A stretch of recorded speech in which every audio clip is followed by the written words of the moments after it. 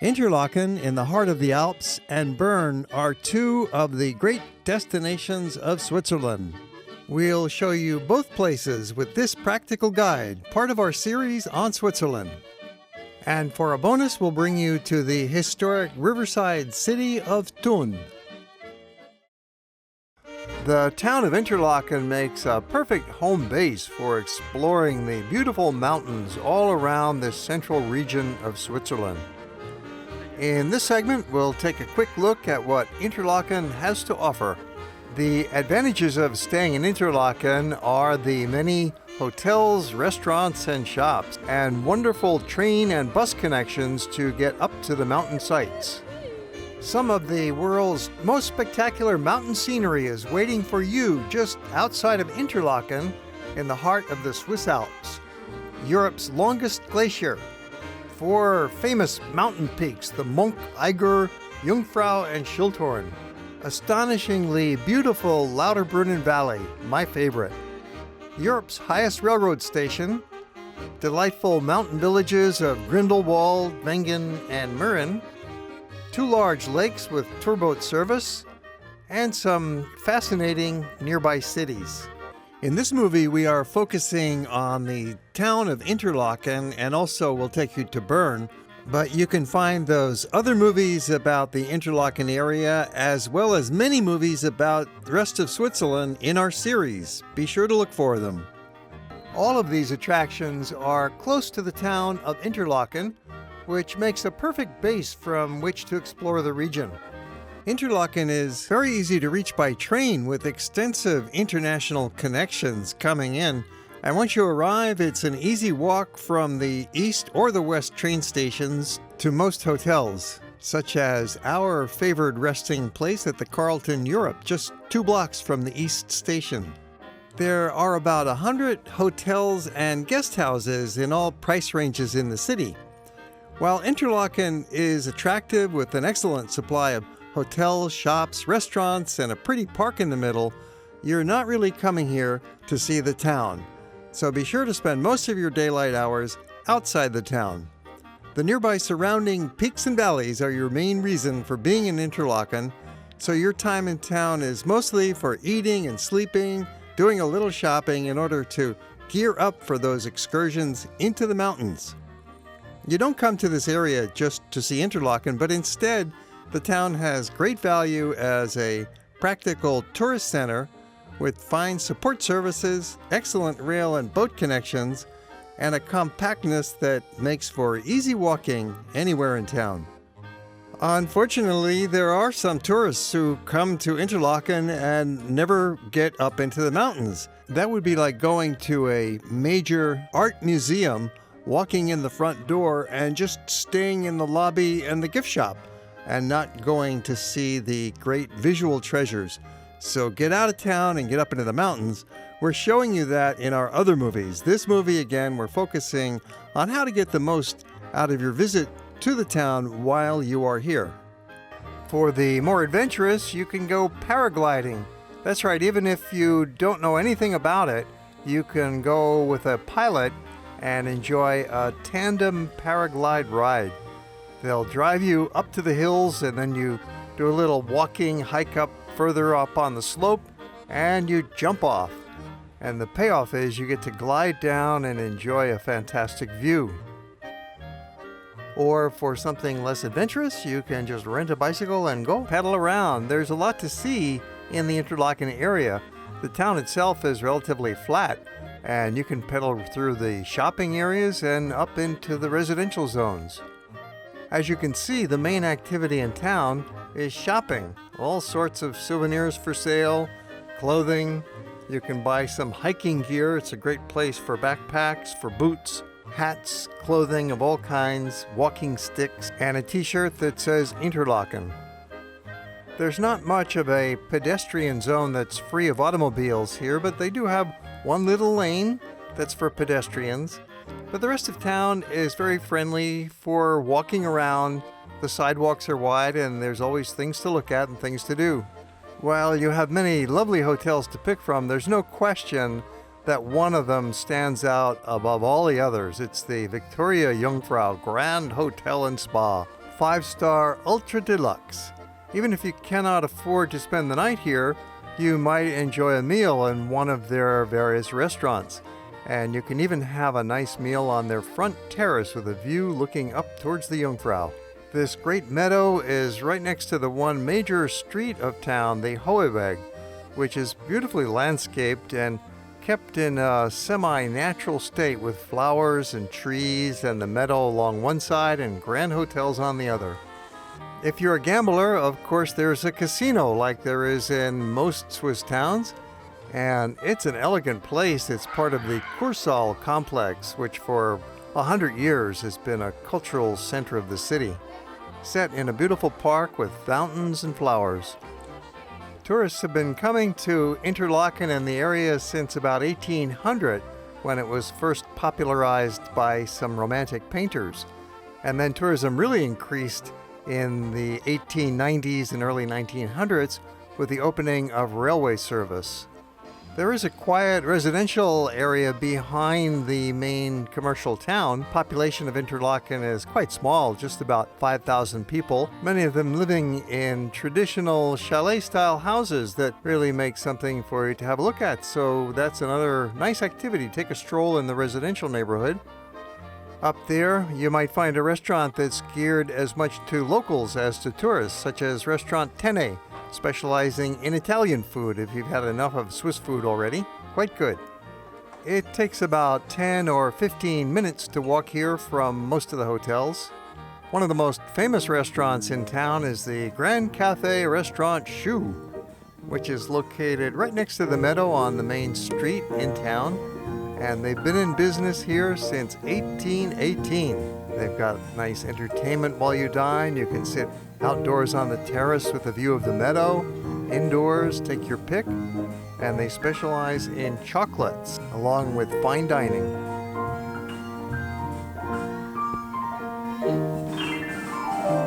My first visit to Interlaken was in 1985, and I stayed in a very inexpensive bed and breakfast.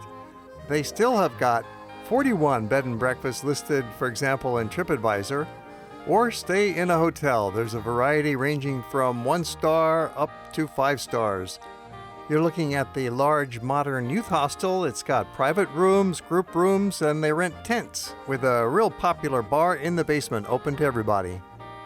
So you can see there's a big range of choice, and it's really one of the main reasons for staying here, so that you can have a decent hotel and great access to the mountains. We're having a lovely breakfast at our Hotel Carlton, which I can highly recommend. It's located down towards the East train station, which is very convenient for getting the mountain railroads up to the Jungfrau and into Lauterbrunnen Valley. Another major attraction worth seeing near Interlaken is the city of Bern, the political capital of Switzerland, and it's just 1 hour away by train. Very convenient to walk over to the train station, and soon you'll be whisking through more scenic countryside on your way to Bern. We'll show you more of Interlaken town later in the program with our special 3-screen presentation, but now we are getting out of town. One of the most rewarding excursions you can take from Interlaken by train is a short journey over to the capital of the country, Bern. It's only 50 minutes away by train, and it's a very busy train line. You'll find that in the morning there are as many as 5 trains an hour that connect directly from Interlaken over to Bern, and then the same thing coming home again later in the day. So this is a very easy and rewarding trip. The Bern train station is right next to the old town, so your walk through the historic zone begins the moment you arrive. They've done a lot of work in rebuilding and reconstructing the Bern train station to make it a very modern facility. There's lots of shops and restaurants right in the train station, even before you set foot in the old town. Switzerland is famous for its excellent trains, and the train stations are an extension of that. They're like a mini city. You can even take a shower in here in their clean restrooms. It's relatively safe, but you always have to look out for your valuables. And just in front, there is the modern canopy for the tram station. However, you're not going to need to ride a tram when you're visiting Bern. Everything is very compact in the old town, and you can easily see it on foot in a couple of hours. What we're going to do is we'll walk right down the main street, which leads from here. This is a convenient place to tell you some about the city, just for a couple minutes. Bern means bear. That's the mascot of the city. And there's a little bear zoo at the far end of town. But really, in 1405, all of the wooden buildings burned down in a huge fire. And it was decreed that the new buildings would be made of stone. And so the whole city was rebuilt in the early and middle 1400s up through 1500, basically in a medieval style. And so therefore it has a very uniform and harmonious appearance to it, with the arcades covering the sidewalks, 4 miles of covered sidewalks. So rain or shine or snow, it doesn't matter. So the main thing is we're just going to walk around up and down. You've got your map. We're going to wander, meander. We'll see the famous clock tower and get a good overview for a couple of hours, and time for shopping. The main street proceeds directly from the front of the train station right through the historic center. It's one street about 10 blocks long, but it changes names several times. By the station, it's the Spittelgasse, then it becomes the Marktgasse, then the Kramgasse, then the Gerechtigkeitsgasse. Today, it's the main street of Bern, as it has been for centuries. This road is remarkable not only for the ancient buildings and arcades that cover both sides, but for the spectacular Renaissance fountains down the middle. Today, it's a popular shopping street with surprisingly modern shop interiors, and there's a slight curve with a long line of Baroque facades that combine to produce one of Bern's most impressive streetscapes. This Kramgasse and its buildings are part of the UNESCO World Heritage Site that encompasses the entire old city of Bern. A very impressive honor that UNESCO has designated all of the historic area as a World Heritage Site. This main street is about 330 meters long and lies at the very center of the old city. It's accessible by foot, bicycle, or tram or bus that run through it. Both sides of the Kramgasse are covered with those stone arcades they call Lauben, protecting pedestrians from the weather. The arcades and sidewalk are private property and yet always open to the public, and so they must be maintained by the property owners rather than the government. The human scale of this area makes it more of a piazza than a roadway. The famous clock tower and the arch at the end of the market street is the oldest building in town, with an astronomical clock that still works after 500 years. Try and be at the clock 4 minutes before the hour to catch the whimsical parade of mechanical bears, armored knights, jester, lion, and Father Time celebrating the moment. There are 2 clocks on the tower. One is a standard timepiece, and the other is an astronomical clock built in the form of an astrolabe. It represents the planets orbiting the sun. When the tower was built in 1218, it was part of the fortified gate of the medieval wall in the western portion running around Bern. As the city expanded in size, 2 other walls were built further out from the center, and this tower no longer was so important as a frontline defense of the city. Einstein lived on this main street for 8 years while developing his general theory of relativity, and his house is now open as a museum. 3 fountains decorate the street. The fountain in the center is the Simpsonbrunnen, built in 1527 and decorated with a figure of Samson taming the lion. The Zeringerbrunnen fountain at the western end of the street is Bern's first figure-top fountain, depicting an armored bear, Bern's heraldic beast. At the eastern crossroads, the Kreuzgassbrunnen was the model for all of the other obelisk fountains of Bern, built in 1778. The Kramgasse is one of Bern's more upmarket shopping streets. Among others, it features antiquaries, drugstores, bakeries, banks, jewelry shops, bookstores, art galleries, boutiques, restaurants, furniture stores, optician stores, watch shops, and wine cellars. Over the centuries, this street was slowly gentrified. In 2005, this street was thoroughly renovated and its cobblestone pavement replaced, but it still looks very old. The word Bern means bear, and this animal is the symbol and token of the city. At the end of town across the river, they have their famous bear pits. In recent years, the government has greatly expanded this bear habitat to make it really a pleasant place for the bears to live. Previously, it was not so nice. It was really just a bear pit, a hole in the ground lined with cement, and a couple of bears living there.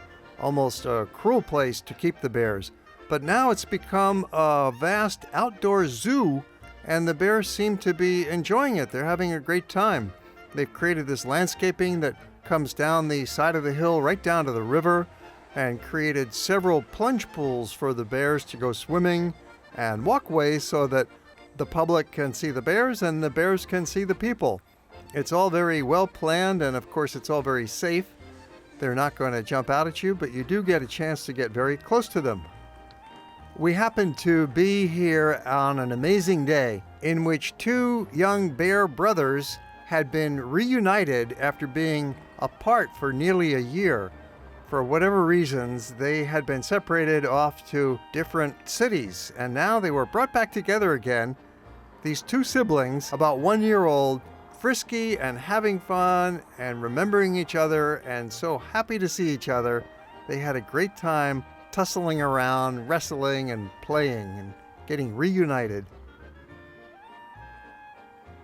Wonderful to see how the powerful muscles and teeth of these beasts can be used for such gentle fun. Bears have been kept on display in the city for 500 years, most of that time in that small hole in the ground. In the 1990s, they made some effort to renovate the enclosures, but it wasn't sufficient. So this beautiful park was opened in 2009 on the steeply sloping land that comes down to the river. It really gives the bears an outdoor environment they can enjoy. It also gives the visitor a good reason to walk through the entire old town of Bern, because the bears are located outside the old town across the river beyond the end of the main road, easily reached in a few minutes walk across the bridge. It's only about 1 kilometer from one end of the old town to the other, so the bears are easily reached, and then when you're done, head back into the old town along a slightly different route, heading for the great cathedral.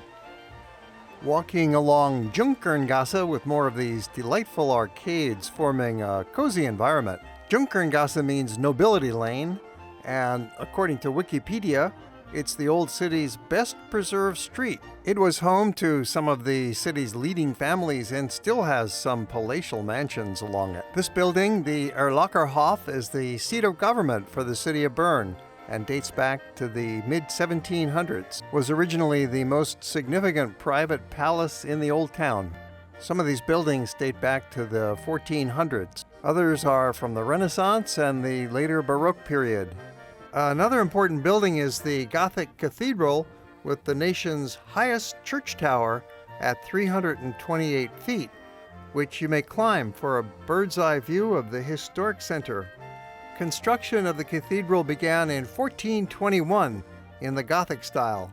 It is a 3-nave basilica without a transept or aisles, 85 meters long and 34 meters wide. It's quite huge. The walls outside are supported by flying buttresses, and the majority of the building is constructed with local sandstone, and bricks were used for the ceiling, for the vaults. Called the Münster, or they'd say Münster, it was built by the city of Bern as a symbol of the growing power of this city-state. The interior was designed to awe the citizens as well as any foreign visitors who came by. There are several other lovely side streets that you should explore. We walked over to the Rathaus, which has a very impressive Rathausgasse, and walked along the Rathausgasse for a block, another well-preserved neighborhood, another big church of St. Peter and Paul, immersed in these buildings that have really not changed a lot in the last centuries.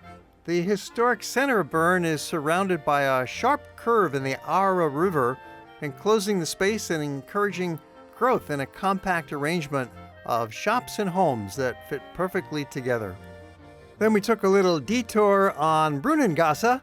This too was a charming little street, very quiet, hardly any cars, and nice shops, a few restaurants, some bars along the way. Chinese takeout, the old historic buildings, and a lovely curvature to the lines of Brunnengasse, and that reconnects once again with the Rathausgasse. We could learn a lot about how to build our modern cities by studying these organic growth patterns that have evolved over the past 900 years. Next, you'll come across Kornhausplatz, which is a large plaza that was first built about 600 years ago. And it's always been one of the main plazas of the city, very large space. It's called Kornhausplatz after the German word for grain or corn, because a granary was built here in the 1700s, and the plaza became a grain market. In the basement, the Kornhauskeller restaurant offers delightful ambiance and excellent food, specializing in Swiss and Mediterranean cuisine. Continuing along Zeughausgasse, another busy commercial street with some modern stores, looks like a department store, some restaurants, there's a hotel, 3 hotels along Zeughausgasse, as we are making our way back towards the train station. We've been so busy sightseeing, we didn't take any time to sit down and have lunch. So now we are hungry. No, we're starving. And there's this great restaurant called Tibbetts. It's part of a small chain of restaurants in Switzerland, and they've got a few branches in London and elsewhere. That's all vegetarian. And they've got this fabulous buffet. They call it the boat, and it's loaded with all sorts of great salads and beans and tempehs and tofus that'll tempt you, and juices, and the price is quite reasonable. High quality, freshly cooked food. So this is where we had a great meal. Sit down, relax, unwind, absorb the sights of Bern before departing and heading back to Interlaken. It could not be more convenient because Tibbetts is located in the train station, which is right on the edge of the old town. So very easy for us to get to the train. We have a few minutes before catching the train to learn a little bit more about Bern. You see all of these trams, they go throughout the city. There's a big network, but it's not that big a city. The population is only 140,000. So it's the 4th largest city in Switzerland, behind Geneva, behind Basel, behind Zurich. Of course, it's the national capital. They have a parliament, but Switzerland is a decentralized power. Each of the states, they call them cantons, has quite a bit of autonomy, and the parliament has less power than the states do. And they don't have a president as such. It's like the speaker of the parliament, and it's selected, and they take turns. It's not like a big presidential, big leadership thing, strongman politics. They don't have that here. It's more consensus politics, not only at the state level, but at the village level. Switzerland has like the old New England town meetings, and so each village has quite a bit of authority. That's one reason why they've never joined the EU.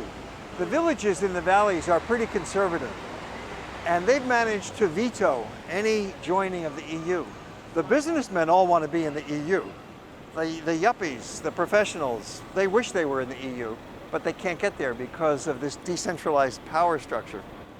Anyway, it's been a great city for these 500, 600 years now. Well, okay, it's time to enter the station and find our train.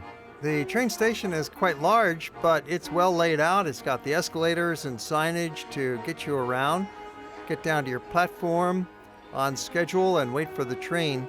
Very frequent train service between Bern and Interlaken.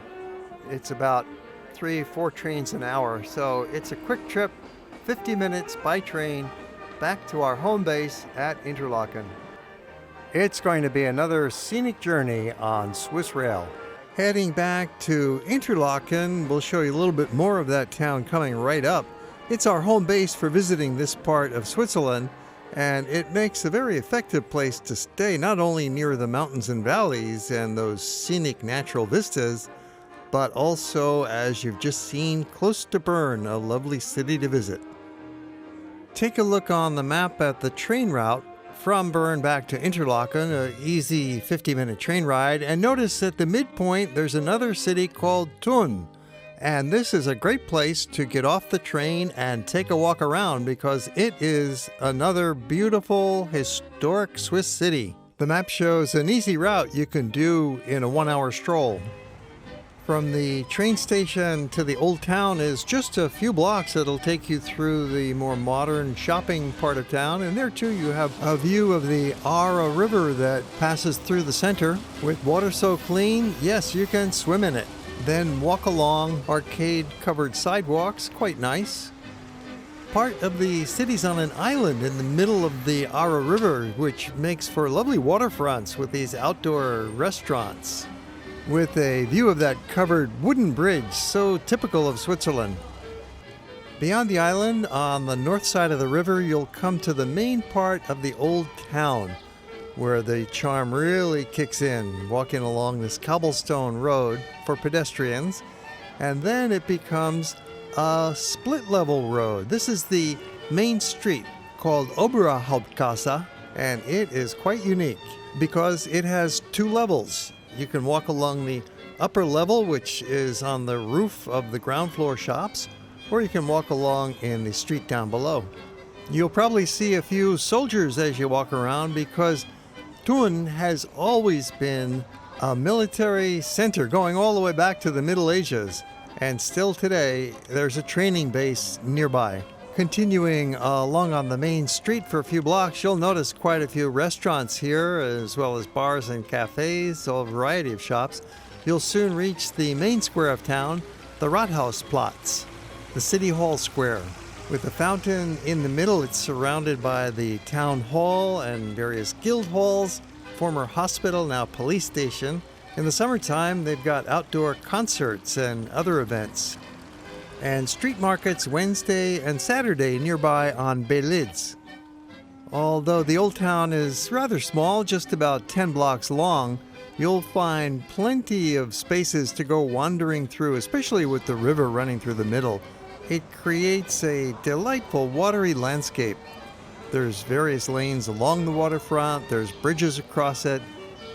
You could easily spend half a day here walking around, doing a little shopping, and sit at an outdoor table with a view of the river. And then there's the hillside, and perhaps the greatest treasure of town, the castle up on the hill, which dates back to the 12th century. There is a historic museum inside, so you could go in and take a look.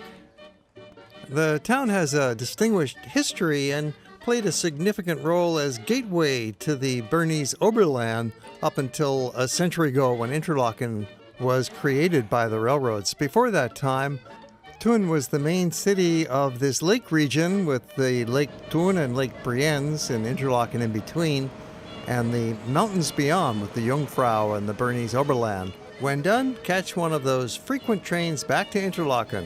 These trains are famous for their comfort, reliability. You've got a restaurant or a snack car on board usually, and nice scenery out the window. Alternatively, you could take a boat or a bus back to Interlaken, but the train is the quickest and easiest way to get there. Train route is along the scenic southern shore of Lake Thun, one of 2 lakes surrounding Interlaken, passing through some villages and the city of Spiez on its way. It's just about a half an hour ride from Thun to Interlaken, with 37 trains running every day. We're getting off the train at Interlaken's East train station, which is right in town. It's about a mile walk from one end of town to the other, and that's where we're going to take you. Show the restaurants, the park, a couple hotels, and downtown. Right across the street from the train station is the Coop. It's a huge food store, and you'll see it's a supermarket, it's a cafe, it's a restaurant, it's a bar, it's indoors and outdoors, and it's really a wonderful place to stock up on reasonably priced foods. If you do not want to go to an expensive restaurant, you can get by here very nicely. Interlaken is proud of the large green park they have right in the middle of town. Along the main street, the Heuweg, and you have a great view of the mountains beyond. There's fountains, benches, playground areas. Most of all, it's a place to stroll and relax. Just take it easy and get away from the city for a while. There's also a pedestrian path along the river that's quite nice, but that's a little further away and a bit hard to find. This park is right in front of you in the middle of town. The lush green meadow called the Heumatte is a peaceful spot, and yet you're going to find some joggers and skateboarders, paragliders coming down. For those interested in longer nature walks, you can stroll along the shores of the two lakes, Lake Thun or Lake Brienz. You could walk out one way and then take a bus or a boat back into town. Right across the street is a very nice row of restaurants. There's outdoor bars, casual stand-up places. You can relax with friends, sit down for a meal. The prices here are reasonable. Or if you'd like something more extravagant and extremely wonderful, consider the Victoria Jungfrau Grand Hotel and Spa. This is the Grand Dame of Interlaken and one of the top hotels in Switzerland. Of course, you don't have to spend the night at this wonderful hotel to enjoy the facilities. Come on in, go to the bar maybe, have a drink, have a meal, or just take a stroll through their wonderful lobby. This 5-star deluxe hotel has a history going back 150 years when it first opened in 1856 as a pensione. The main structure we see now that's designed in the Belle Epoque style opened in 1899. You can even play tennis indoors. Of course, there are many other hotel choices as we've shown you. TripAdvisor lists 40 hotels, and you could probably find another 40 if you looked around, along with those smaller bed and breakfasts. Then if you want to have a little fun throwing some money around, go on into the casino. Typical of most Swiss cities, they have a casino. It's not like a big Las Vegas casino by any means. They're smaller and more casual, mostly the electronic slot machine types, but they've also got some table games. And then there's the town itself. The little downtown of Interlaken is only about 6 blocks by 6 blocks, so it's really quite easy to walk through and see most of it in a short time period. Maybe 1 or 2 evenings is all you'll need to have a look, because remember, you're going to be busy up in the mountains and visiting all of those sites outside the city. But when you come back to town, it's good to know that there is a nice little downtown area as you see here. It's a more modern city than many Swiss towns. It grew up with the railroads. It doesn't have a great long historic ancestry behind it. The architecture is normal rather than traditional for the most part, but it's a very functional and pleasant place. Half a dozen Thai restaurants, Italian, Indian, Chinese, French, you name it, and Swiss. You'll find that it's got a nice urban buzz, a sense of vitality about it, with all of the shops and restaurants packed in closely together, easy walking on the sidewalks. It's a fun place to hang around. Alternatively, you might find a smaller hotel up in Grindelwald or Lauterbrunnen and some of the other nearby towns we're showing you in our other series on Switzerland. But Interlaken is right in the center, easy to get to from other parts of the country, and easy to get out of there once you're done, with a big supply of hotels. For example, Hotel du Nord, another place that we've stayed in our visits in Interlaken, conveniently located between the East Station and the Heumatte, and of course they serve a lovely breakfast for our final meal in our visit to Interlaken. Be sure to watch our other movies about Interlaken where we take you up into the mountains. But as you've seen in today's program, Interlaken offers more than just a place to sleep and eat. There's those surrounding towns and the fine city itself. We have a big series of movies about Switzerland taking you to most of the great places. We'll bring you to Lucerne and up to Mount Titlis, Mount Rigi, over to Interlaken, up to the Jungfrau. We'll see the Schilthorn. Lauterbrunnen Valley, Trommelbach Falls, Grindelwald, Bern. Then on to Zermatt, the Matterhorn. Yes, we'll have a look at the Gornergrat, up the Sunega, do some hiking, show you the village. Then on down to Lugano and Locarno in the southern part of Switzerland, the Ticino. We also take you to the great city of Zurich. Look for them in our Swiss collection.